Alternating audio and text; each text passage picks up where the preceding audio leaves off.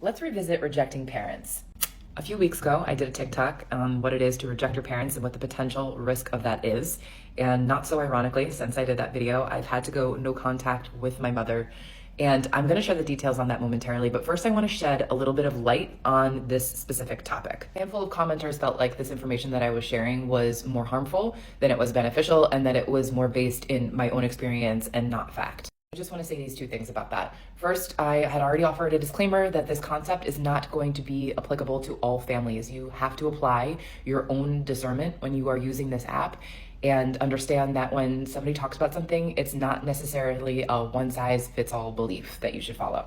Next, the concept of rejection is not my own. I was trained in inherited family trauma by my teacher, Mark Wolin, and rejection is one of the 4 unconscious themes that he educates on. And if you would like to learn more, then I invite you to go check out his book, It Didn't Start With You. Okay, so now we can talk about mom.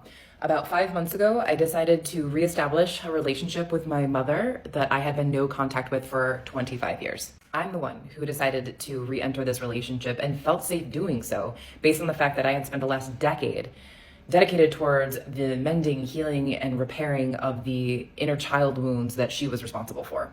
And I want to highlight this part because it is imperative for you to know that at least one of 2 parties needs to have done some type of repair work before re-entering a relationship that you've been no contact in. Otherwise, you risk being re-traumatized.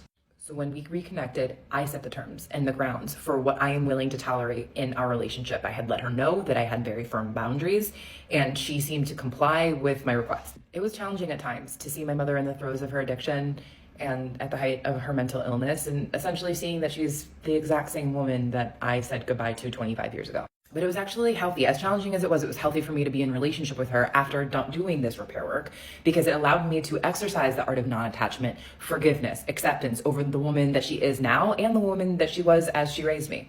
And this perspective enabled me to be in observer mode with her behavior. Every time she did something upsetting, I didn't take it personally.